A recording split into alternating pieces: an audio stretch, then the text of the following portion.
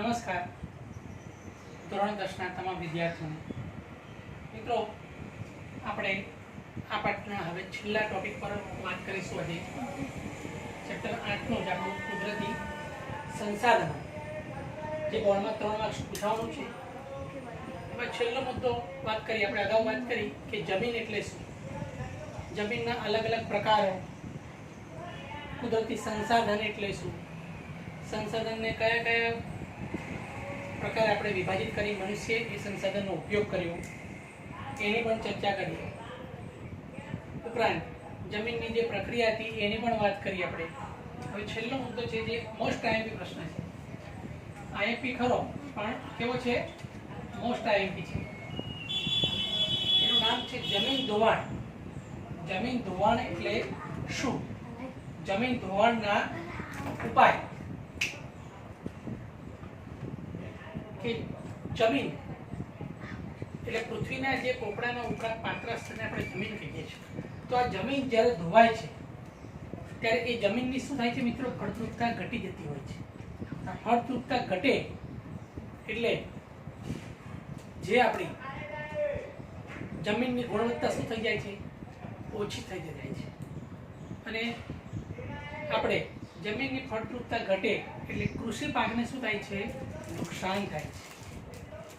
જો આ રીતે જમીનો ધોવાય તો ઘણા પ્રકારે આપણને નુકસાન થાય છે. તો આ જમીન ધોવાણ ની પહેલા સંકલ્પના સમજે કે જમીન ધોવાણ એટલે શું.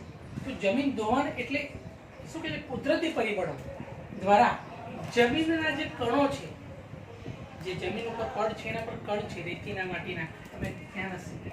તો કુદરતી પરિબળો દ્વારા જમીનના એક કણોનું બીજી જગ્યાએ સ્થળાંતર થઈ જાય છે. જમીનના એક કણોનું બીજી જગ્યાએ શું થઈ જાય છે? સ્થળાંતર થઈ જાય છે. પણ આ જમીનનું એક જગ્યાએ બીજી જગ્યાએ કઈ રીતે સ્થળાંતર થાય? એ કુદરતી પરિબળો. તો આ બે કુદરતી પરિબળો કયા છે? તો પહેલું પરિબળ છે મિત્રો ભારે વરસાદ, અને બીજું છે તોફાની પવનો. આ કુદરતી બે પરિબળો છે કે જેના કારણે જમીનને શું થાય છે? ભારે વરસાદના કારણે પણ જમીનના કણો ધોવાઈ જતા હોય છે અને જમીન ઘસાઈ જતી હોય છે. જ્યારે તોફાની પવનો આવતા પણ એ કણો બીજી જગ્યાએ હડસેલાઈ જાય છે, સ્થળાંતર થઈ જાય છે. એટલે એની સંકલ્પના આ રીતે મૂકી છે કે જમીનના કણોનું કુદરતી પરિબળો દ્વારા, એટલે કયા? હવા અને પાણી, આ કુદરતી પરિબળો દ્વારા એક જગ્યાએથી બીજી જગ્યાએ સ્થળાંતર થઈ જવું, એટલે એને કહેવાય છે જમીનનું ધોવાણ. તો મિત્રો, આ જમીનનું ધોવાણ ઘણા પ્રકારે થયું છે તે આપ સૌ જાણો છો. એ મુજબની વાત કરીએ આપણે તો આ ભૂમિ સંરક્ષણ એટલે કે જમીનનું ધોવાણ આપણે અટકાવવા માટે, એની જમીનની ગુણવત્તા, એની જાળવણી, એના સંરક્ષણ માટે આપણે ઘણા ઉપાય કરી શકીએ છીએ. એમ કારણો તો આપણે વાત કરી, તો ઉપાયોની પણ આપણે વાત કરી લઈએ. છેલ્લો ટોપિક છે મોસ્ટ આઈએમપી પ્રશ્ન છે. એટલે મિત્રો ધ્યાન આપજો અહીંયા કે જમીન પર ચરાણ પ્રવૃત્તિ પર નિયંત્રણ લાવવું. આજે જમીન પર જેમ તેમ ચરાવવા પણ જતા રહેતા હોય છે, અને મોટે ભાગે આ જે ચરાણ પ્રવૃત્તિ હોય છે એના પર હંમેશા નિયંત્રણ લાવીશું તો જમીનની ફળદ્રુપતા ઘટશે નહીં. બીજું, પડતર જમીન પર વૃક્ષારોપણ કરવું જોઈએ. આજે દેશના અંદર કેટલી જમીનો નકામી છે, પડતર છે. આવી જમીનોને જો વ્યવસ્થિત આપણે શું કરી શકીએ? એને ખેડીને એના ઉપર વૃક્ષો રોપીશું, વૃક્ષારોપણ કરીશું તો આવી પડતર જમીન પણ ફળદ્રુપ બની શકે છે. એટલે એવી જમીન પર આપણે વૃક્ષોનું વાવેતર કરવું જોઈએ. ઉપરાંત ઢોળાવવાળી જે જમીન છે એના પગથિયાની તરાથી વાવેતર કરવું જોઈએ. ઢોળાવવાળી જમીન પર સમુચ્ય ક્યારી બનાવી, ઢોળાવવાળી જમીન પર સમુચ્ય ક્યારી બનાવી શું કરવું જોઈએ? આપણે એને પગથિયાની તરાથી વાવેતર કરવું જોઈએ. તમને સમજાવીશ આકૃતિ દ્વારા. અહીંયા પાણીના વહેતા વહેડા પડેલા હોય ત્યાં આળબંધ અને ક્યારા બનાવવા જોઈએ. આપણી પુસ્તકમાં હશે, પહેલા જ ફોટો હશે એની અંદર, કે પાણીનો વેગ ધીમો પાડવા માટે આપણે શું કરવું જોઈએ? એને ઢાળવાળા ખેતરમાં એના વહેડા પડેલા હોય ત્યાં આળબંધ બાંધવા જોઈએ. આળબંધનો આપ સૌ ફોટો દેખતા હશો, તમારી સમક્ષ હશે આળબંધ દેખતા હશે. વહેડા પડેલા હોય ત્યાં આળબંધ ક્યારે બનાવવા જોઈએ કે જેથી પાણી સહેલાઈથી વહી જાય. પાણીનો વેગ ધીમો પાડવા ઢોળાવાળા ખેતરોમાં ઊંડી ખેડ કરવી જોઈએ.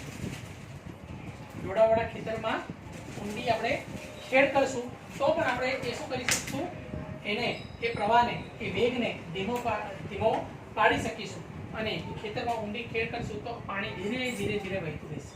નદીના કોતરો અને પહાડી ઢોળાવ પર વૃક્ષારોપણ કરવું જોઈએ. નદીના કોતરો અને પહાડી ઢોળાવ, એ પહાડ પરના જે ઢોળાવ છે એના પર શું કરવું જોઈએ, સીરીદાર ખેતરો પણ બનાવવા જોઈએ અને એ પણ વૃક્ષારોપણ કરીશું. અને નદીના કોતરો પર તો જમીનના કણો એક જગ્યાએથી બીજી જગ્યાએ જે સ્થળાંતર થાય છે ઘણા જ ઓછા જોવા થશે. અને રણની નજીક વાતા પવનને રોકવા કાંટાળા વૃક્ષોની હારમાળા બાંધવી જોઈએ, એટલે રક્ષક મેખલા કરવી જોઈએ. આજે જે રણ આગળ વધતું અટકાવવા માટે, અહીંયા રણ તમે દેખતા છો, વેરાન રણ રેતીવાળું, બરોબર છે, એના ઉપર ઉડતા જ હોય છે ધૂળની નમારીઓ. તો એ રણની નજીક જે એટલા વાય છે પવનો, કુદરતી પરિબળો, આ પવનોને જો આપણે રોકવા હોય તો કાંટાળા વૃક્ષોને શું કરવું જોઈએ, એટલે હારમાળા એક સરખી કાંટાળા વૃક્ષોની હારમાળા રક્ષક મેખલા બાંધીશું તો એને આગળ વધતું આપણે અટકાવી શકીએ છીએ. નદીઓના પૂરને અંકુશમાં લાવવા માટે ઘણી વખત વધુ પડતા વરસાદ એ પૂરની પરિસ્થિતિ મિત્રો આવે છે. એ સમયે જ્યારે પૂર આવે છે એ પૂરના પાણીને ઘણી વખત અંકુશમાં લાવવા માટે, નદી ભરાઈ જતી હોય ત્યારે પાણી કેટલું વેડફાઈ જતું હોય છે, તો એ નદીઓના નીરને આપણે અન્ય નદીઓમાં વાળી દઈએ તો જે સૂકી નદીઓ છે એ નદીઓ પાણીથી ભરાઈ રહે એટલે જમીન ધોવાણ અટકાવી આપણે શકીએ છીએ. ફળદ્રુપતા ગુમાવી રહેલી જમીન છે એમાં ખૂબ જ સેન્દ્રિય પદાર્થોનો ઉમેરો કરવો. જે જમીનની ફળદ્રુપતા ઘટી ગઈ છે એવી જેની જમીનોની અંદર સેન્દ્રિય પદાર્થોનો આપણે ઉમેરણ કરીએ. જેમ કે સ્થળાંતર ખેતી 10મા પાઠમાં આવશે. સ્થળાંતર ખેતીમાં એ પ્રકારની ખેતી કે જંગલો કાપી ત્યાં શું કરવામાં આવે છે, ખેતી કરવામાં આવે. અમુક સમય વર્ષો પછી એ જમીનની શું ફળદ્રુપતા પાછી ઘટી જતી હોય છે ત્યારે એ લોકો શું કરે, બીજી જગ્યાએ સ્થળાંતર કરે, એ પ્રકારે ખેતી. પણ અહીંયા શું કહે છે, આપણે પૂર્ણ સેન્દ્રિય પદાર્થો ખાતરનો ઉપયોગ કરી તો એ જમીનની ફળદ્રુપતાને આપણે વ્યવસ્થિત વધારી શકીએ છીએ. એટલે તો આ પ્રકારે 3 માર્કનો જે પ્રશ્ન છે એમાં 6 થી 8 મિનિટના આ રીતના લક્ષ્યો બનાવેલા છે તો તમે સીધા 3 માર્ક્સ એના પ્રાપ્ત કરી શકો. મોસ્ટ આઈએમપી પ્રશ્ન છે આ પાઠનો, અગત્યનો પ્રશ્ન છે. અહીંયા આકૃતિ બતાવી છે કે સપાટી પર વહેતું પાણી સીધું જમીન ઢોળાવાળી હોય, જો ઢોળાવાળી જમીન પર પાણી વહી જાય તો ઝડપથી એ શું છે, પાણી જમીનમાં ઉતરતું નથી સીધું સરળ. પણ જ્યારે સમુચ્ચ ક્યારીમાં રાખેલું પાણી ધીરે ધીરે જમીનમાં ઉતરે છે એટલે જમીનને ધોવાતી પણ નથી, સાથે સાથે ભૂગર્ભ જળમાં પણ શું થાય છે, વધારો થતો હોય છે. તો મિત્રો આ જમીન ધોવાણ એટલે શું, એની સંકલ્પના સમજીએ અને જમીન ધોવાણ અટકાવવાના ઉપાય, બરોબર છે, વ્યવસ્થિત તમે સમજ્યા હશો મિત્રો. આને ધ્યાન આપજો. અને એના અગત્યના પ્રશ્નો મેં વાત કરી કે અલગ અલગ આ પાઠમાં સંકલ્પના પૂછી શકે છે. વિરલ સંસાધન, એકલ સંસાધન, રાષ્ટ્રીય સંસાધન, કુદરતી સંસાધન, જમીન ધોવાણ એટલે શું, જમીન ધોવાણ અટકાવવાના ઉપાયો, જમીન એટલે શું, જમીનના અલગ અલગ પ્રકારોમાં કોઈ 2 પ્રકારનો પરિચય આપો. આવું કોઈ પણ એક પ્રશ્ન કે બહુ સરળ પાઠ છે. 3 ગુણ મિત્રો આ પાઠમાંથી તમારે મેળવવાના છે. સૌથી સરળ પાઠ છે. ઓકે.